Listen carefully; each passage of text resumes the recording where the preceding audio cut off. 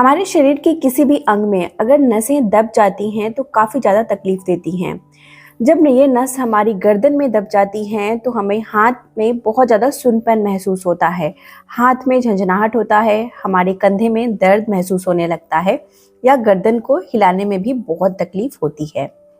अगर यही नस हमारे रीढ़ की हड्डी में, हमारे कमर में अगर यह L4 या L5 में जाकर दब जाती है तो हमारे दोनों ही पैर को घुमाने में, चलने में, कभी कभी तो खड़े खड़े हम गिर जाते हैं, यानी हमारे पोस्चर को करेक्ट नहीं रखने में, इसमें भी बहुत ज़्यादा हमें समस्या देती हैं। यह नस हमारे शरीर के अगर हमारे कूल्हे में दब जाती है तो बहुत ज़्यादा तकलीफ होती है। सीढ़ियाँ चढ़ने उतरने, उठने बैठने, रोज़मर्रा के कार्यों में भी तकलीफ का सामना करना पड़ता है। तो यह नस कैसे दबी है, इसको कैसे हम ठीक करें, आज मैं ये वीडियो में बताने वाली हूँ। इसके लिए वीडियो को पूरा देखिए। हेलो एवरीवन, मेरा नाम प्रीति देव है। मैं एक सर्टिफाइड न्यूट्रिशनिस्ट, फूड टेक्नोलॉजिस्ट, आप सभी की हेल्थ ट्रेनर हूँ। क्या होता है कि हमारे रीढ़ में भी जोड़ होते हैं, छोटे छोटे छल्लों से हमारी रीढ़ बनी होती है, ये हम सभी जानते हैं। और हमारे कहीं भी शरीर के अगर जोड़ होते हैं, अगर घुटने में जोड़ होते हैं तो वो घुटने भी दो जोड़ से बनते हैं। मैंने पहले भी कई वीडियो शेयर करी है, आप जाके चैनल पर चेक कर सकते हैं। तो देखिए, जोड़ जो बनी होती है ये दोनों ही जोड़ ऐसे होती हैं, दोनों बराबर मतलब दूरी पे होती हैं।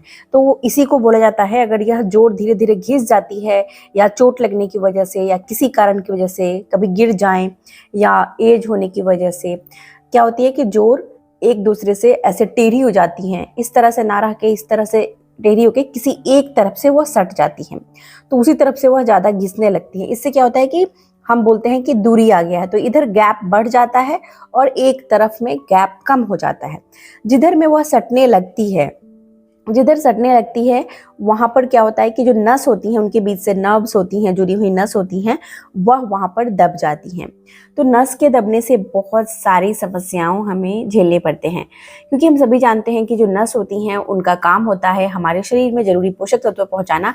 वह हमारे नर्व से भी जुड़ी होती हैं, हर एक ऑर्गन से जुड़ी होती हैं।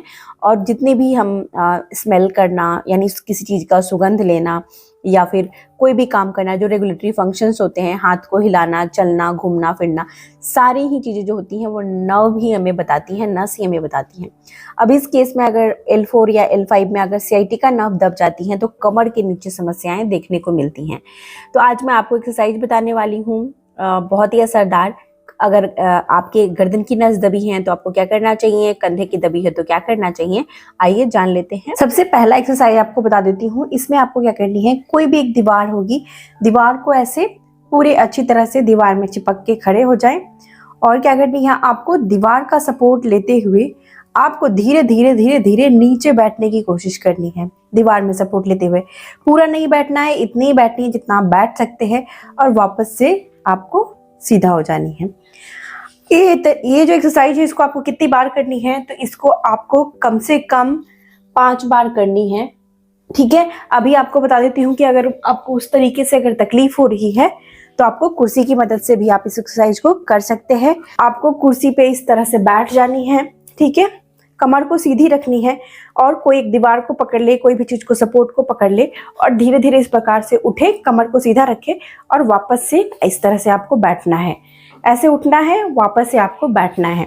ठीक है, तो इससे आपको क्या होगा, ज़्यादा तकलीफ नहीं होगी। अगर घुटने में तकलीफ है तो ज़्यादा समस्या नहीं होगी, और इससे आपकी जो रीढ़ की हड्डी में दर्द की समस्या है वो धीरे धीरे दूर होने लगेगी। दूसरा आपको असरदार उपाय बताती हूँ। आपको क्या करनी है, कुर्सी पे बैठ जानी है बिल्कुल सीधा, दूसरे नंबर एक्सरसाइज। और इसमें आपको अपने पैर को इस तरह से एक पैर के ऊपर रख लेना है, ठीक है, और कमर को सीधी रखे और इस तरह से इस वाले को, घुटने को नीचे की तरफ दबानी है। ध्यान रहे कि जो घुटना है वो नीचे, कुर्सी के नीचे की तरफ आनी चाहिए, और इस प्रकार से इसे नीचे की तरफ हल्का पुश करें। इससे क्या होगा, आपको इस तरफ आपके कमर में स्ट्रेचिंग महसूस होगी, नस जो दब गई है वह निकलनी शुरू हो जाएगी। अब इस तरह से कितने देर के लिए दबा के रखनी है, तो 10 सेकेंड्स के लिए, यानी 10 बार आपको काउंटिंग करनी है। 1 2 3 4 5 6 7 8 9 10, और इसे छोड़ देनी है। धीरे धीरे पैर को नीचे कर ले, दूसरे पैर को फिर इधर रखें और दूसरी तरफ अपने हाथ से इसे दबाएं नीचे, और 10 बार गिनती गिने, 1 2 3 4 5 6 7 8 9 10, ठीक है, और वापस से इसे नीचे कर दे। इस प्रक्रिया को कम से कम 5-5 बार आपको अवश्य ही करनी है। कुर्सी पे ही आपको एक और एक्सरसाइज बता देती हूँ नसों को खोलने के लिए कमर के। आपको अपने ये जो पैर हैं इसको अपनी तरफ बिल्कुल घुमा देनी है। इससे क्या होगा, आपके कमर में जो हड्डी सट रही है वो धीरे धीरे खुलनी शुरू हो जाएगी और वापस से इसको नॉर्मल करनी है। फिर वापस से इसको ऐसे घुमानी है, वापस से इसको नॉर्मल करनी है। इस एक्सरसाइज को आपको कम से कम 15 बार करनी है, दोनों ही पैर में आपको करनी है बैठे बैठे। इससे आपके पैर में भी कोई नस अगर फंसी है तो वो भी निकलनी शुरू हो जाएगी। अब आपको पैर में मैं एक और एक्सरसाइज बता देती हूँ। ये है आपके घुटने के नीचे। पहले तो आपका घुटना कुर्सी के नीचे होना चाहिए और यहाँ पर अगर नस घुटने के पीछे की नस खींच रही है तो आप अपने पैर को इस तरह से लटका के रखें, ठीक है। थोड़े ऊंचे पर बैठ जाए और इस तरह से आपको अपने पैर को लटका के रखना है। देख रहे हैं मेरे पैर लटकी हुई है, नीचे नहीं है। इस प्रकार से आप यहाँ पे एक कुशन लगा दे ताकि आपका पैर ऊपर हो जाए और इस तरह से लटका के बैठे। इससे क्या होगा कि घुटने अगर आपके सट रहे हैं और उसके बीच में नर्व्स अगर दब रही हैं, उससे समस्या हो रही है तो वो दूर होगी। अब ये कितनी देर तक आपको बैठना है, तो इस तरह से आप कम से कम 15 मिनट के लिए बैठे।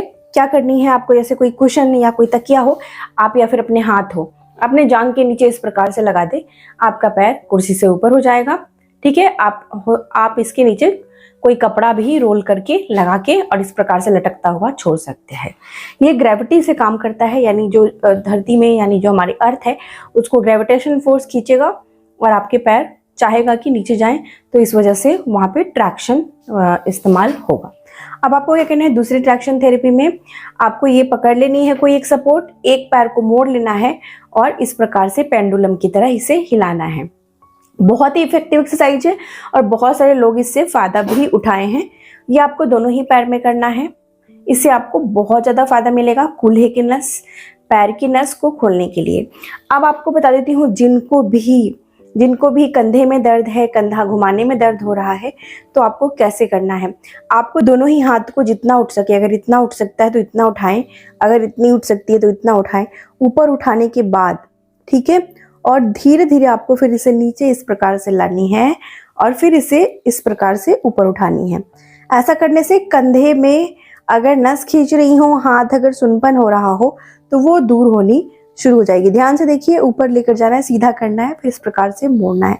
धीरे धीरे करना, हल्का दर्द होगा, हल्का तकलीफ होगा, लेकिन पहले दिन में ही आपको फर्क दिखेगा। कितनी बार करना है, 15 टाइम्स करना है और ये सारी ही एक्सरसाइज को दिन में 2 बार ही करनी है, इससे ज़्यादा नहीं करनी है। अब आपको मैं बता देती हूँ, जिनको भी कुछ लोगों को गर्दन में दर्द हो जाती है, गर्दन में नसें खींचती हैं, या फिर वो इधर साइड से खींच रही हो या इधर से खींच रही हो या गर्दन के पीछे से खींच रही हो। गर्दन के पीछे से अगर खींच रही हो तो आपके दोनों हाथ यहाँ पर रखें आगे की तरफ और गर्दन को धीरे धीरे नीचे करने की कोशिश करें। तो पीछे क्या होगा, ट्रैक्शन होगा, हड्डियां खुलेंगी, नस जो फंसे हैं वो निकलने शुरू हो जाएंगी। अगर आपको वही दर्द अगर इधर साइड में हो रहा हो तो दूसरी तरफ से आपको नीचे इसे झुकाना है इस प्रकार से, ठीक है। कितनी देर झुका कर रखना है, तो कम से कम 10 सेकेंड्स तक, यानी 10 बार गिनती गिने, 1 2 3 4 5 6 7 8 9 10। धीरे धीरे फिर छोड़ दे। अगर इधर दर्द हो रहा हो तो उधर की साइड से आपको इस तरह से स्ट्रेच देना है, इधर दर्द हो उधर की तरफ स्ट्रेच करना है, दर्द की तरफ झुकना नहीं है, ये याद रखें, ठीक है। तो कैसी लगी आज की एक्सरसाइज जरूर से बताएं। एक्सरसाइज अच्छी लगी है तो लाइक अवश्य कर दें, चैनल पर नए हैं तो सब्सक्राइब करना ना भूलें। इस तरह की ही वीडियोस अगर और देखना चाहते हैं, चैनल पे बहुत सारी वीडियो शेयर की गई है, वो जाकर चेक कर सकते हैं। कुछ भी पूछना है कमेंट करके पूछ सकते हैं। अपना ख्याल रखिए, स्वस्थ रहे, मुस्कुराते रहे। शुक्रिया।